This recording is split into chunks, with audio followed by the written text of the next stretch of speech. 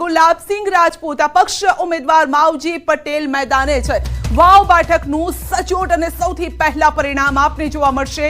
News 18 Gujarati પર પડે પડની ખબર, કોણ આગળ કોણ પાછળ। 8 વાગ્યાથી બસ હવે બેલેટ પેપરની આ ગણતરી શરૂ થવાની છે। ગણતરી શરૂ થશે ત્યારબાદ ઈવીએમ ખુલશે અને જેવા જ ઈવીએમ ખુલશે આંકડાની માયાજાળ પણ ત્યાં સામે આવશે, પરંતુ ન્યૂઝ 18 ગુજરાતી આપના સુધી પહોંચાડશે સચોટ રૂઝાન અને ત્યારબાદ પરિણામ પર પણ મોહર લાગશે। કોણ જીતે છે, વાવમાં કોનો વટ પડે છે તે જોવાનું રહેશે। વાવ પેટા ચૂંટણીની આજે મત ગણતરી છે। 8 વાગ્યાથી આ મત ગણતરી શરૂ થઈ રહી છે। 8 થી 8:30 દરમિયાન એટલે કે અડધો કલાકનો આજે સમય છે ત્યારે પોસ્ટલ બેલેટની ગણતરી થશે અને 8:30 વાગ્યાથી ઈવીએમના રાઉન્ડની મતગણતરી શરૂ થશે। તો 23 રાઉન્ડમાં આ મતગણતરી હાથ ધરાવવાની છે। પાલનપુરની જગાણા એન્જિનિયરિંગ કોલેજમાં મતગણતરી થશે। 13 નવેમ્બરે 70.55% મતદાન થયું હતું। સામાન્ય રીતે પેટા ચૂંટણીમાં આટલું હાઈ મતદાન આપણે ઓછું જોવા મળતું હોય છે કોઈ પણ જગ્યાએ જ્યારે પેટા ચૂંટણી હોય, પરંતુ વાવની જનતા છે અને કહેવાય છે કે ગામડાના જે લોકો હોય છે વધારે શિક્ષિત હોય છે અને એ જ આ અહીંયા પણ આપને જોવા મળ્યું છે મતદાનમાં। તો સ્વરૂપજી બીજેપીના ઉમેદવાર સવારમાં ઉઠીને તેઓ પણ ભગવાનના દર્શન કર્યા અને ત્યારબાદ તેમણે જે આશાવાદ વ્યક્ત કર્યો છે, સૌથી પહેલા પરિણામ પહેલા સ્વરૂપજી ઠાકોરનું નિવેદન છે કે જીતનો મને 100% વિશ્વાસ છે। જીત તેમના પાલામાં જઈ રહી છે તેવો વિશ્વાસ તેમણે વ્યક્ત કર્યો છે અને તેમણે કહ્યું છે કે શનિવારનો દિવસ છે અને હનુમાન દાદા મને આશીર્વાદ આપશે।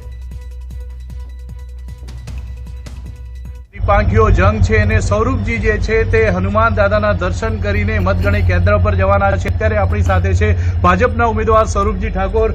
કેટલો જીતનો વિશ્વાસ છે સ્વરૂપજી? 100% વિશ્વાસ છે। જ્યારે પાતેશ્વર મહાદેવના દર્શન કરી અને એમના આશીર્વાદ મળતા હોય ત્યારે 100% વિશ્વાસ છે।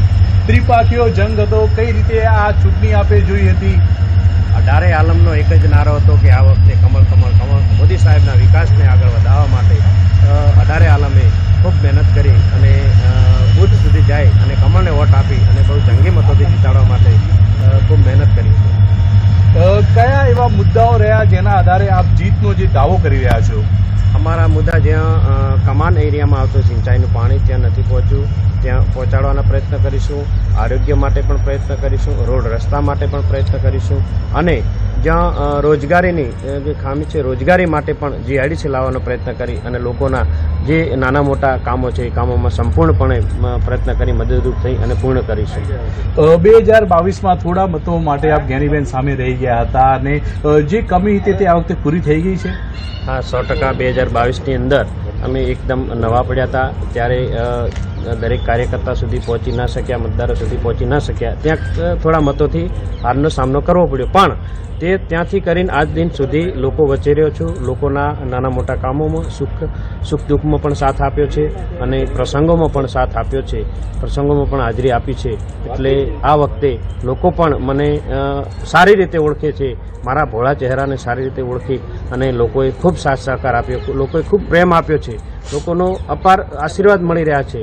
એ લોકોના આશીર્વાદ થકી આ વખતે બહુ જંગી મતોથી કમળ જીતશે। વાવ વિધાનસભાની 8 જિલ્લા પંચાયત છે, દરેક જિલ્લા પંચાયતની અંદર 18 આલમ છે, 18 આલમના મોટા આશીર્વાદ મળી રહ્યા છે, એટલે 8 જિલ્લા પંચાયતની અંદર મોટા પ્રમાણમાં અમને આશીર્વાદ મળી અને કમળને જીતાડવા માટે પૂરેપૂરા પ્રયત્ન કર્યા છે અને મળશે। છેલ્લો પ્રશ્ન, જીતનો કેટલો વિશ્વાસ? સમર્થકોને શું કહેવા માંગો છો? હું સમર્થકોને એડવાન્સમાં કહેવા માગું છું, આ જીત 18 આલમની જીત હશે અને 18 આલમે જે આશીર્વાદ આપ્યા છે એટલે 18 આલમનો જશ છે, 18 આલમનો જીત જશ્ન મનાવશે અને 18 આલમનો હું ખૂબ ખૂબ આભાર માનીશ।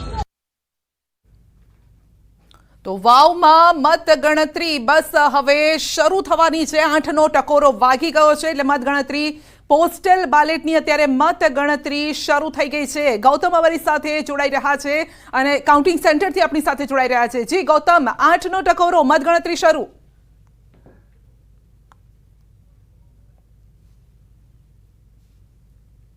8:30 વાગ્યા દરમિયાન કહી શકાય કે પોસ્ટલ બેલેટથી મતગણતરી જે છે તે યોજાવાની છે। પોસ્ટલ બેલેટની વાત કરવામાં આવે તો પોસ્ટલ બેલેટની સંખ્યા 71 જે છે તે સામે આવી રહી છે। એ જ રીતે સર્વિસ વોટરની સંખ્યા જે છે તે 59 જે છે તે સામે આવી રહી છે. એટલે તેની ગણતરી જે છે તે શરૂ થવાની છે અને ત્યારબાદ વિધિવત રીતે ઈવીએમ દ્વારા મતગણતરી જે છે તેનો પ્રારંભ થવાનો છે. કુલ 23 રાઉન્ડ જે છે ત્યાં મતગણતરીની અંદર જોવા મળી રહ્યા છે. 23 રાઉન્ડની અંદર 14 ટેબલની અંદર આ ઈવીએમ મારફત જે મતગણતરી જે છે તે શરૂ થવાની છે. ઠીક 8:30 વાગે ઈવીએમ થી મતગણતરી જે છે તે શરૂ થવાની છે. મતગણતરીની કેન્દ્રની વાત કરવામાં આવે તો ગણતરી કેન્દ્રની અંદર 159 થી વધુ અધિકારીઓ જે છે તે તૈનાત છે. 59 જેટલા કર્મચારીઓ જે છે તે કાઉન્ટિંગ સ્ટેશનની અંદર હાજર છે. એ જ રીતે પોલીસ બંદોબસ્ત જે છે તે પણ સઘન કરી દેવામાં આવે છે કે 400 જેટલા પોલીસ જવાનો જે છે તે સમગ્ર પરિષદની અંદર તૈનાત છે. સીઆરપીએફ હોય એસઆરપીએફ જવાનો જે છે તે એમનો સુરક્ષા બંદોબસ્ત જે છે તે સઘન કરી દેવામાં આવે છે. ઠીક 8 વાગી ચૂક્યા છે. મતગણતરીની શરૂઆત થઈ ચૂકી છે. મહત્વનું વાત સાથે સાથે એ છે કે 70% થી પણ વધારે મતદાન જે છે તે વાવ વિધાનસભાની પેટા ચૂંટણીની અંદર થયું છે અને ત્યારબાદ હવે ગણતરી જે છે તે થશે ત્યારે ખબર પડશે કે કોનું પલ્લું ભારે છે. આમ જોવા જઈએ તો કુલ 10 ઉમેદવારો જે છે તેમનું ભાવિ ઈવીએમ ની અંદર સીલ થઈ ચૂક્યું છે. ઈવીએમ ની અંદર 10 લોકોનો આજે ફેસલો જે છે તે થવાનો છે. પરંતુ વાત કરીએ કાંટેકી ટક્કરની તો 3 જે ઉમેદવારો જે છે ભારતીય જનતા પાર્ટી, કોંગ્રેસ અને અપક્ષના ઉમેદવાર માવજી પટેલ આ ત્રણેય વચ્ચે કાંટેકી ટક્કર છે. ત્યારે કોણ મેદાન મારે છે તે ઉપર સૌ કોઈની નજર જે છે તે મંડરાયેલી છે. એટલે કે હવે ગણતરીની શરૂઆત થશે ત્યારે કોણ આગળ કોણ પાછળ તે ટૂંક સમયની અંદર ખ્યાલ આવશે. પરંતુ કોણ મેદાન મારી જાય છે તેની ઉપર સૌ કોઈની નજર જે છે તે મંડરાયેલી છે. ત્યારે હાલ તમે જોઈ રહ્યા છો કે પોસ્ટલ બેલેટ જે છે તે શરૂઆતમાં ગણતરી જે છે તે કરવામાં આવશે. ત્યારબાદ ઈવીએમ ની ગણતરી જે છે તે શરૂ થવાની છે. કુલ 2,19,000 જેટલા મતદારોએ આ વાવ વિધાનસભાની પેટા ચૂંટણીની અંદર મતદાન કર્યું છે. તે પૈકી પુરુષ મતદારોની વાત કરીએ તો 1,20,619 જેટલા મતદારોએ મતદાન કર્યું છે. જ્યારે એ જ રીતે મહિલા મતદારોની વાત કરવામાં આવે તો 98,647 જેટલી મહિલા મતદારોનો મત જે છે ત્યાં ઈવીએમ ની અંદર કેદ થઈ ચૂક્યો છે. હવે જોવાનું એ રહેશે કે આ તમામ મતદારોએ જે છે તે કોને સમર્થન કર્યું છે અને કોને ડિસ્કોલિફાઈ કરે છે તે જોવાનું રહેશે. પરંતુ ઇન્ટરેસ્ટિંગ વેમાં આ ચૂંટણી એટલા માટે જોવામાં આવી રહી છે કારણ કે ભારતીય જનતા પાર્ટી જે છે તે 7 વર્ષનો સંન્યાસ જે છે તે દૂર થાય તે માટે કમર કસી રહ્યું હતું.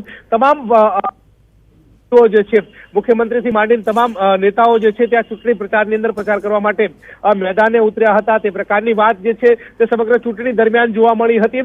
ત્યારે એ જ રીતે ગેનીબેન ઠાકોર જે છે તે પોતાનો ગઢ જાળવી રાખે છે કે કેમ તે ઉપર સૌ કોઈની નજર જે છે તે મંડરાયેલી છે. તે સાફ રીતે એ દર્શાવે છે કે કોનો વિજય જે છે તે થાય છે. ત્યારે જે જનતાનું સમર્થન કોને મળે છે, શું પેટા ચૂંટણી છે એટલે સ્થાનિક સરકારની પક્ષે જે છે તે સ્થાનિક લોકોનું સમર્થન જોવા મળે છે કે પછી યથાયોગ્ય રીતે કોંગ્રેસ જે છે તે હેડ્રિક મારે છે તે ઉપર સૌ કોઈની નજર મંડરાયેલી છે. પરંતુ વાત કરીએ અપક્ષની તો માવજી પટેલ જે છે તેમણે અપક્ષમાંથી દાવેદારી કરી હતી. એક બાદ એક સભાઓ જે છે તે ગજવી રહ્યા હતા. જન સમર્થન જે છે તેમને પણ આ ચૂંટણી દરમિયાન મળતું જોવા મળી રહ્યું હતું. ત્યારે તેમને પણ કેટલું જન સમર્થન મળે છે તે ટૂંક સમયની અંદર ખ્યાલ આવશે.